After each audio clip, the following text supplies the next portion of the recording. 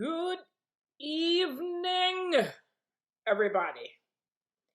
Hopefully, you guys had dinner or getting ready, had your dinner and you're just now relaxing into the rest of the day, trying to enjoy your Sunday evening before Monday rolls around. Now, I'm following up with the radio show this morning. Don't know if you had a chance to listen. Of course, we're on 107.9 every Sunday at 9:30 a.m. right here in Philadelphia. And the topic of the show this morning was life after bankruptcy. And we had a lively call in. Michelle was on the air. It was on and popping. So I figure I would follow up with this live stream. I'm going to try and do it every week. I hate the word try. I will do my best to get this done every week after the show. Sometimes it'll be right after the show. Other times it may be a little bit later in the evening, depending on my schedule. But I wanted to have this conversation again about life after bankruptcy. Guys, the whole point of bankruptcy is so that you get your financial life in order, right? The whole point of this exercise is so that you go on to a better financial future. Only reason somebody would be looking to do a bankruptcy is they're in a hole, they're finding themselves in financial stress, and you could be, you know what I mean? You could be what? Paying all your credit card bills on time every day. When you get your check, you pay Mary, Jose, and the 12 disciples. But after you finish paying everybody, you have nothing to take you to the next paycheck. So you may find yourself in a situation where you're paying all your bills and you're possibly paying them on time, but you can't live after you pay everything. And that may mean you are in financial distress as well. You have no quality of life. Where your financial situation is concerned, your quality of life is non-existent or you're struggling. Either one of those situations, you're looking to get yourself out of that to something better. And that's the whole point of filing a bankruptcy, to move on to something better.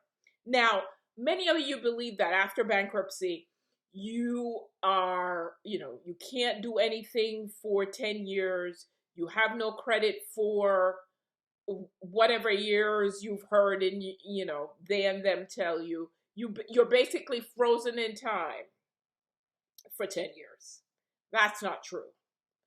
As a matter of fact, Michelle and I were talking this morning, and she gave the example where she had a client in a Chapter 13 who didn't have a house. And when she was in the 13, 2 years later, after making payments to the bankruptcy trustee for a year on time, and if she owes the IRS, making those payments to the IRS on time for 3 months, she had a client that qualified for the purchase of a home in excess of $500,000. Now, I don't really suggest that you move from bankruptcy to a $500,000 house. But if you qualify for it and the bank believes that you can pay for it, hey, we presented a motion to the judge to allow this debtor to buy this $500,000 house a year and a half after filing bankruptcy, and it was granted. And now she's out of bankruptcy and have this house. So there's so many programs out there for individuals who have filed for bankruptcy. If you're a Chapter 7 client, I tell my clients afterwards, okay, go rebuild your credit. They're going to send you lots of credit cards. A lot of them are high interest right after the filing. How about you go to TD Bank or Wells Fargo and just get one of their secured card programs. And what will happen is they'll set up a savings account for you with that $200, and they will you can't access.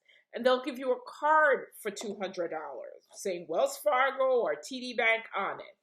And you use it and pay it like an American Express.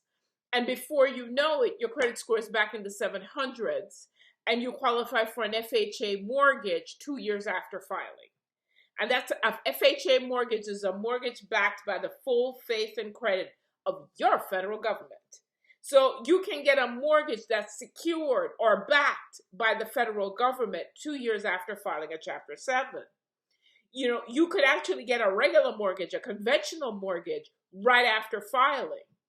It's just that I tell my clients to wait the 2 years until you qualify for the FHA because the interest will be lower. And during those 2 years, you're saving your down payment, you're getting yourself ready, you're saving your house fund, because when you buy a house, if the roof leaks, that's your problem. If the boiler goes, your problem. If the windows are leaky and drafty, your problem. You can't knock and ask the landlord to fix it.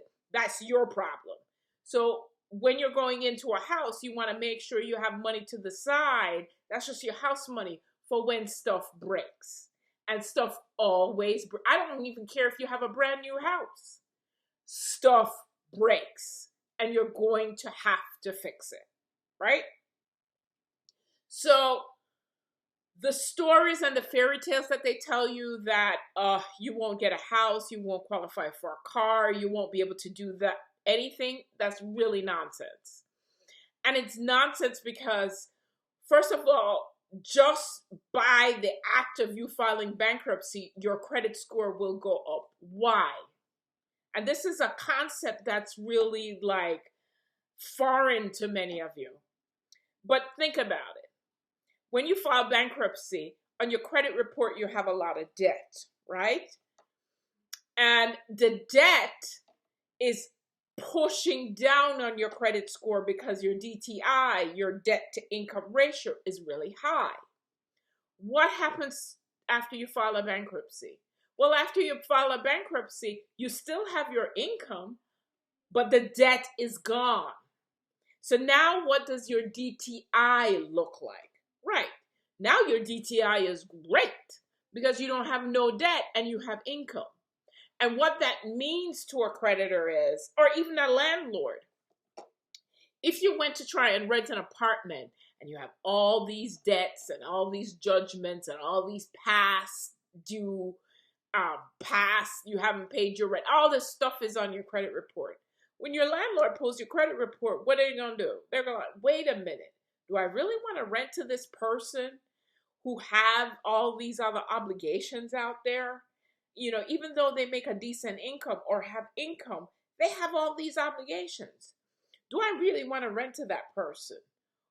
As opposed to you walking into the landlord's office, they pull your credit report and they see you don't owe nobody nothing. What does that mean to the landlord? That landlord thinks, oh, wait a minute. Guess what? They have money to pay me. You know, this is not personal. The landlord pulls your credit report and they see that, hey, wait a minute, hold up, you all owe all these people. Or the landlord pulls your credit report and they see that, oh, hold up, you don't owe nobody nothing because everybody you used to owe, they're discharged in a bankruptcy. That means monthly they can pay my rent. And that's the concept you got to get into your heads. The fact that bankruptcy is about getting you to a better financial future. And when you go out there afterwards, nobody, many of you think, oh, I'm a deadbeat. Nobody will give me a chance. It's actually the complete opposite. Creditors are now going to want to lend you money because you don't owe nobody nothing. And if they lend you the money, they know you have the ability to pay them back because you're not paying Mary, Jose, and the 12 disciples. Now, all you got to do is pay them.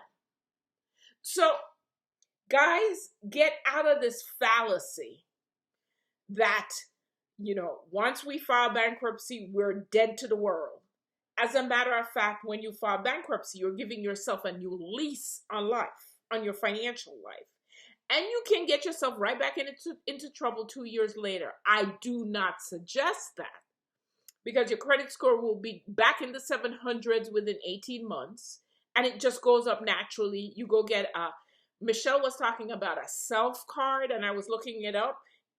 I mean, after bankruptcy, you get one of those. They have a lot of programs for people rebuilding their credit. You could be back in the 700s within 18 months. But what that means is you now have the ability to get yourself back into trouble. And I'm not prescribing that you do that. I'm prescribing that you now play the credit and financial game smarter. And if you get yourself back into trouble, you just got. Because I can't help you for another 4 to 8 years. So if you get yourself out of debt, and 2 years later you're back in debt, you're gonna have to stay in debt for at least another 2 years before somebody like myself can help you. So I'm not one looking for repeat business, but stuff happens. So guys, delete the fallacy out of your head. Stop listening to they and them. Your life doesn't end when you file bankruptcy. Your life doesn't end when your business filed bankruptcy, because a prior president did it through his company 6 times and he became president. So if it's good enough for past presidents such as Ulysses Grant that sits on your $50 bill, Lincoln, and number 46, what was he? 45, President Trump. If it's good enough for all these people, guess what? It's good enough for you. Use that tool, get yourself out of debt, and get your fresh start. Now, as they say in my country, walk good, and I'll talk to you all next week. Bye-bye.